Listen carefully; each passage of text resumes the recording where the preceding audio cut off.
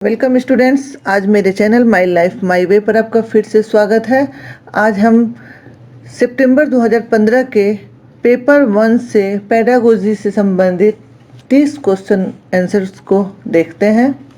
तो आइए हम देखते हैं पहला क्वेश्चन है शैशवकाल की अवधि है। तो पहला ऑप्शन देखते हैं, जन्म से 1 वर्ष तक, जन्म से 2 वर्ष तक, जन्म से 3 वर्ष तक, जन्म 2 से लेकर 3 वर्ष तक। इसका आंसर सही होगा, जन्म से लेकर 2 वर्ष तक की अवधि को शैशवकाल की अवधि कहते हैं। दूसरा प्रश्न हम देखते हैं, पियाजे के अनुसार 2 से 7 वर्ष के बीच का एक बच्चा संज्ञानात्मक विकास की डैश अवस्था में है। तो पियाजे ने जो नियम दिए उसके अनुसार हमें देखना है कि 2 से लेकर 7 वर्ष के बीच एक बच्चा किस अवस्था में है। पूर्व संक्रियात्मक है, औपचारिक संक्रियात्मक है, मूर्त संक्रियात्मक है या संवेदी गतिक है। तो इसका आंसर होगा पूर्व संक्रियात्मक अवस्था में वह बच्चा है। तीसरा प्रश्न हम देखते हैं, विकास डैश से डैश की ओर बढ़ता है। तो विकास किस से किस की ओर बढ़ता है, इसे हम अगर इसमें सेट करके देखते हैं तो पहला देखते हैं, विकास सामान्य से विशिष्ट की ओर बढ़ता है, विकास जटिल से कठिन की ओर बढ़ता है, विकास विशिष्ट से सामान्य की ओर बढ़ता है, विकास साधारण से आसान की ओर बढ़ता है। ये जाहिर है कि ये प्रश्न, ये आंसर जो है ये सटीक नहीं है, वो पढ़ के ही हमें समझ में आ जा रहा है। जटिल और कठिन एक ही शब्द है, इसलिए इसका आंसर होगा ये 1 नंबर, सामान्य से विशिष्ट की ओर विकास बढ़ता है। अगला प्रश्न हम देखते हैं 4 नंबर, जब वयस्क सहयोग से सामंजस्य कर लेते हैं तो वे बच्चे के वर्तमान स्तर के प्रदर्शन को संभावित क्षमता के स्तर के प्रदर्शन की तरफ प्रगति क्रम को सुगम बनाते हैं, इसे कहा जाता है। तो वयस्क जब सहयोग से सामंजस्य कर लेते हैं तो वे बच्चे के वर्तमान स्तर के प्रदर्शन को संभावित क्षमता के स्तर के प्रदर्शन की तरफ प्रगति क्रम को सुगम बनाते हैं, यानी आसान बनाते हैं। किस तरफ? तो इसका आंसर होगा सहयोग देने की तरफ। वह सहयोग देकर इसे आसान बनाते हैं, इसका आंसर होगा ये 2 नंबर। अगला प्रश्न हम देखते हैं 5 नंबर, नवीन जानकारी को शामिल करने के लिए वर्तमान स्कीमा यानी अवधारणा में बदलाव की प्रक्रिया कहलाती है। तो नवीन जानकारी को शामिल करने के लिए वर्तमान अवधारणा में बदलाव की प्रक्रिया क्या कहलाती है? अनुकूलन कहलाती है। अनुकूलन यानी किसी चीज़ के अनुसार अपने आप को ढाल लेना। आत्मसात्करण कहलाती है या समायोजन कहलाती है या अहम केंद्रिता कहलाती है। तो किसी भी चीज़ में बदलाव की प्रक्रिया वह समायोजन कहलाती है। इसका आंसर होगा ये 3 नंबर। अगला प्रश्न हम देखते हैं 6 नंबर, मध्य बाल्यावस्था में भाषा डैश के बजाय डैश अधिक है। या फिर हम इन चीज़ों को यहाँ पे सेट करके देखते हैं। तो मध्य बाल्यावस्था में भाषा अहम केंद्रित के बजाय समाजीकृत ज़्यादा है। यह संभव नहीं है क्योंकि बाल्यावस्था में समाज केंद्रित ज़्यादा नहीं होती है। दूसरा देखते हैं, मध्य बाल्यावस्था में भाषा समाजीकृत के बजाय अहम केंद्रित अधिक है।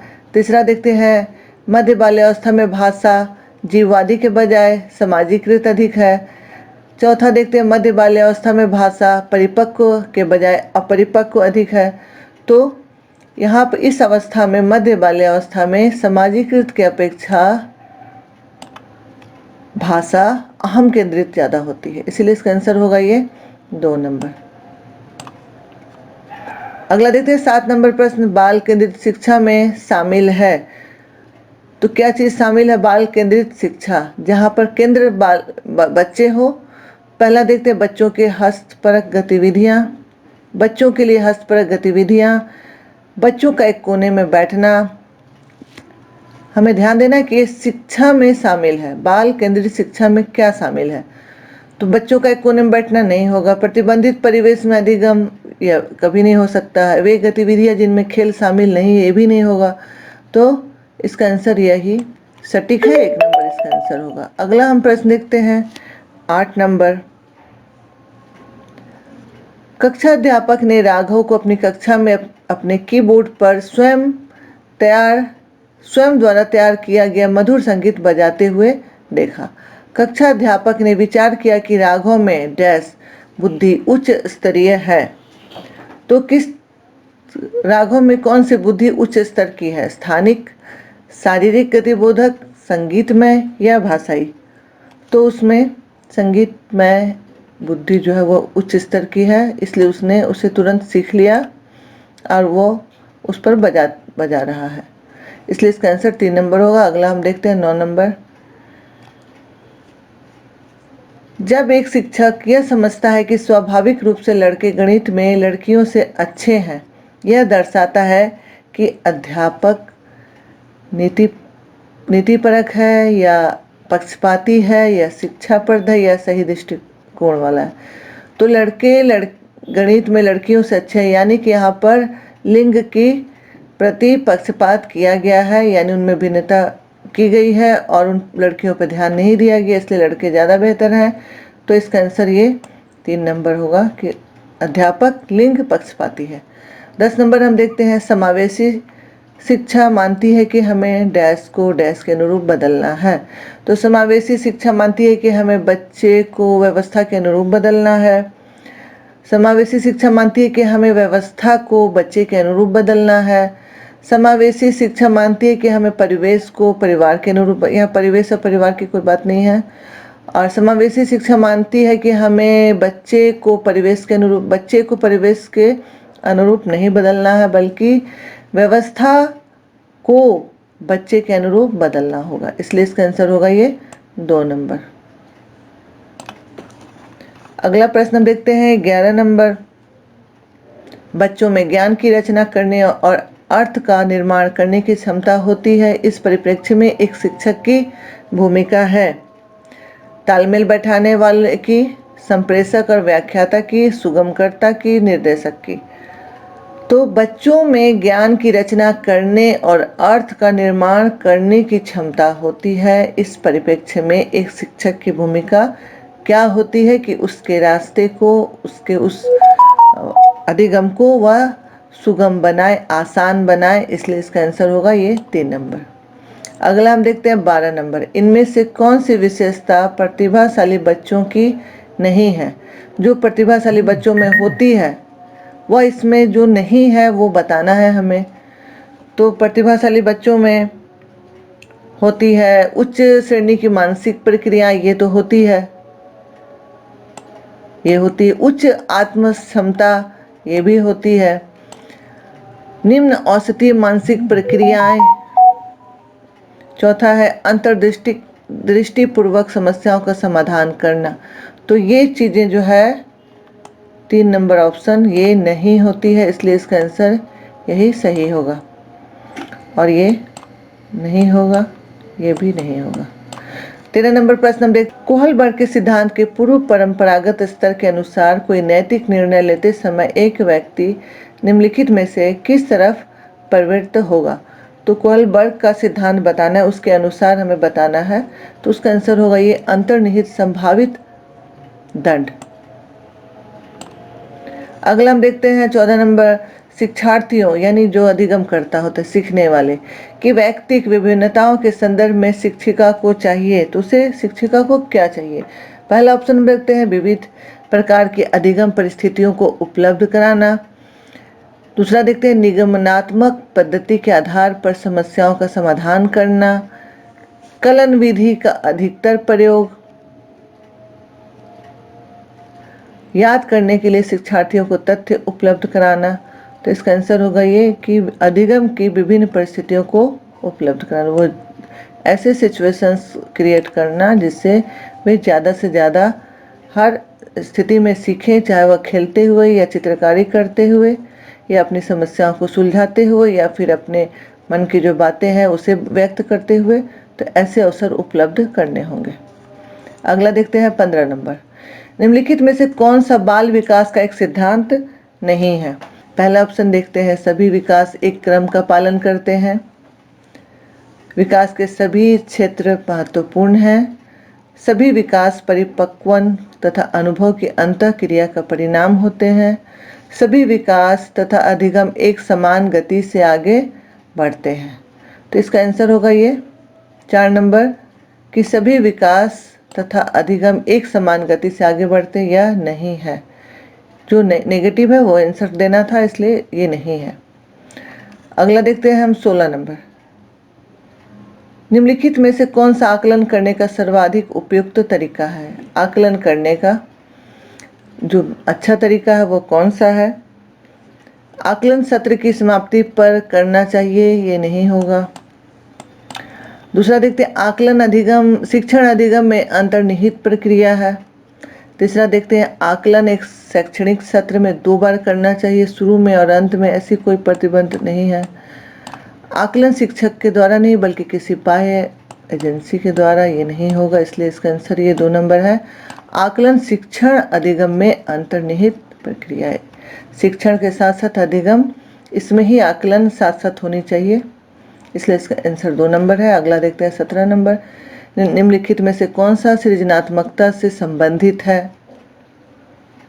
क्रिएटिविटी से जो संबंधित है उससे बताना है। पहला ऑप्शन देखते हैं अपसारी चिंतन, अभिसारी चिंतन, सामवेगिक चिंतन, अहमवादी चिंतन। हमने देखा है कि और भी दूसरे वर्ष में भी इस तरह के प्रश्न पूछे जा चुके हैं। ये सेम प्रश्न है जो पूछा जा चुका है, तो इसका आंसर ये था अपसारी चिंतन। अगला देखते हैं 18 नंबर। बच्चों के बारे में निम्नलिखित कथनों में से किस कथन से वाइगोत्स्की सहमत होते? वाइगोत्स्की का जो सिद्धांत था उसके अनुसार किस चीज से वो सहमत होते? तो बच्चे समवयस्कों और वयस्कों के साथ सामाजिक अंतःक्रियाओं के माध्यम से सीखते हैं। बच्चे तब सीखते हैं जब उनके लिए आकर्षक पुरस्कार निर्धारित किए जाए। ये कोई ज़रूरी नहीं है, क्योंकि सीखना हर पल होता है, चाहे वो घर में हो या बाहर हो या विद्यालय में हो। तीसरा देखते हैं बच्चों के चिंतन को तब समझा जा सकता है जब प्रयोगशाला में पशुओं पर प्रयोग किए जाएं।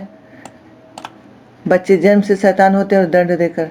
हमने पहले भी आपको बताया है कि जब आपको सही आंसर खोजना हो तो पहले आप ये देखें कि कौन सा आंसर सटीक नहीं है। जो नहीं होगा उसे आप ढूंढते चले तो आपको जो सही होगा वह आंसर ढूंढने में आसानी होगी, इसलिए इसका आंसर होगा 1 नंबर। अगला हम देखते हैं 19 नंबर प्रश्न। बच्चे, पहला ऑप्शन, जिज्ञासु प्राणी होते हैं जो अपने चारों ओर के जगत को खोजने के लिए अपने ही तर्कों और क्षमताओं का उपयोग करते हैं। चिंतन में वयस्कों की भांति ही होते हैं और ज्यों ज्यों वे बड़े होते हैं उनके चिंतन में गुणात्मक वृद्धि होती है। रित्ते बर्तन के समान होते हैं जिसमें बड़ों के द्वारा दिया गया ज्ञान भरा जाता है। निष्क्रिय जीव होते हैं। इस तरह से हम देखते हैं कि इसका आंसर ये पहला ही होगा। जिज्ञासु प्राणी होते हैं जो अपने चारों ओर के जगत को खोजने के लिए अपने ही तर्कों और क्षमताओं का उपयोग करते हैं। 20 नंबर हम देखते हैं बच्चों की त्रुटियों के बारे में निम्नलिखित में से कौन सा कथन सत्य है? पहला ऑप्शन देखते हैं असावधानी के कारण बच्चे त्रुटियां करते हैं। दूसरा देखते हैं बच्चों की त्रुटियां उनके सीखने की प्रक्रिया का अंग है, ये सही लग रहा है। तीसरा वैसे हम देखते हैं बच्चे जब त्रुटियां करते हैं तब शिक्षक सौम्य हो और उन्हें त्रुटियां करने पर दंड न देता हो। यहाँ त्रुटियां करना और दंड देना ये इसमें कोई बात नहीं है। बच्चों की त्रुटियां शिक्षक के लिए महत्वहीन है और उसे चाहिए कि उन्हें काट दे, इसीलिए इसका आंसर 2 नंबर ही सही है। आगे हम बढ़ते हैं 21 नंबर देखते हैं। अध्यापक को यह सुनिश्चित करना चाहिए कि उसकी कक्षा के सभी शिक्षार्थी अपने आप को स्वीकृत और सम्मानित समझे। इसके लिए शिक्षक को चाहिए कि वह क्या करे? पहला देखते हैं कड़े नियम बनाए। कड़े नियम की जहाँ बात आएगी विद्यार्थियों के संदर्भ में वह नहीं होगा कभी भी। वंचित पृष्ठभूमि से आने वाले बच्चों का तिरस्कार करे, ये भी नहीं होगा। उन शिक्षार्थियों का पता लगाए जो अच्छी अंग्रेजी बोल सकते हैं या उन्हें अलग नहीं करना है किसी को किसी से। अपने शिक्षार्थियों की सामाजिक और सांस्कृतिक पृष्ठभूमि की जानकारी प्राप्त करे और कक्षा में विविध मतों को प्रोत्साहित करे, ये सही आंसर है। 22 नंबर देखते हैं हम। सुरेश सामान्य रूप से एक शांत कमरे में अकेले पढ़ना चाहता है जबकि मदन एक समूह में अपने मित्रों के साथ पढ़ना चाहता है। यह उनके डैश में विभिन्नता के कारण है। तो उन दोनों में कौन सी विभिन्नता मूल्यों की है, अभिक्षमता की है, अधिगम शैली की है या परावर्तकता स्तर की है? यहाँ पर अधिगम शैली होगा। उनके अपने अपने, हर किसी के अपने सीखने का एक अलग तरीका होता है, तो इसी चीज़ की उनमें विभिन्नता है। इसका आंसर 3 नंबर होगा। 23 नंबर हम देखते हैं, भारत में भाषिक विभिन्नता बहुत है। इस संदर्भ में विशेषकर कक्षा 1 और 2 के प्राथमिक स्तर पर बहुभाषिक कक्षाओं के बारे में सर्वथा उपयुक्त कथन है।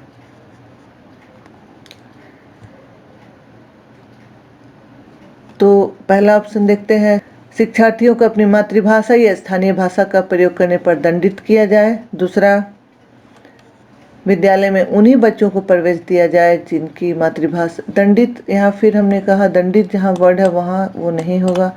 उन्हीं बच्चों को, खास या विभिन्नता की बात आ रही है इसलिए ये भी नहीं हो सकता है। उसके बाद हम देखते हैं, शिक्षक को सभी भाषाओं का सम्मान करना चाहिए, सभी भाषाओं में अभिव्यक्ति के लिए बच्चों को प्रोत्साहित करना चाहिए। चौथा देख लेते हैं, जो बच्चे भाषा में मातृभाषा का उपयोग करते हैं अध्यापक उनकी उपेक्षा करनी चाहिए, कभी नहीं होगा, इसलिए इसका आंसर होगा ये 3 नंबर। अगला देखते हैं हम 24 नंबर प्रश्न, प्रकृति पोषण विवाद में प्रकृति से क्या अभिप्राय है? प्रकृति का पोषण विवाद में प्रकृति से अभिप्राय क्या है? तो हमारे आसपास का वातावरण, जैविक विशिष्टताएं या वंशानुक्रम सूचनाएं। तीसरा, एक व्यक्ति की मूल वृत्ति, भौतिक और सामाजिक संसार की जटिल शक्तियाँ, नहीं, जैविक की विशिष्टताएं जहाँ है इसके बारे में ही प्रकृति का पोषण है इसमें, इसलिए जैव से संबंधित जो होगा और वंश से वो उसका अभिप्राय होता है, इसलिए इसका आंसर होगा 2 नंबर। 25 नंबर प्रश्न हम देखते हैं, जन संचार माध्यम समाजीकरण का एक महत्वपूर्ण माध्यम बनता जा रहा है। नीचे दिए गए कथनों में से कौन सा सबसे उपयुक्त कथन है? तो जन संचार माध्यम समाजीकरण का एक महत्वपूर्ण माध्यम बनता जा रहा है। पहला ऑप्शन देखते हैं, संचार माध्यम पदार्थों के विज्ञापन और विक्रय के लिए एक अच्छा माध्यम है, ये सटीक नहीं लग रहा है। दूसरा देखते हैं, समाजीकरण केवल माता पिता और परिवार के द्वारा किया जाता है, ये भी सटीक नहीं है। यह जन संचार माध्यम के बारे में बोला गया, जन संचार माध्यमों की पहुंच बढ़ रही है और जन संचार माध्यम अभिवृत्तियों, मूल्यों और विश्वासों को प्रभावित करता है। चौथा देखते हैं, बच्चे संचार माध्यमों के साथ प्रत्यक्ष रूप से अंतःक्रिया नहीं करते, इसका आंसर, सही आंसर होगा ये 3 नंबर। 26 नंबर प्रश्न हम देखते हैं, बच्चे किस प्रकार से सीखते हैं? नीचे दिए गए कथनों में से कौन सा इस प्रश्न के विषय में सही नहीं है? बच्चे जो सीखते हैं उसमें जो प्रक्रिया होती है उसमें जो सही नहीं है वो हमें बताना है। तो बच्चे केवल कक्षा में सीखते हैं, यही सही नहीं है, इसीलिए इसका आंसर यही होगा, क्यों बच्चे केवल कक्षा में नहीं सीखते हैं।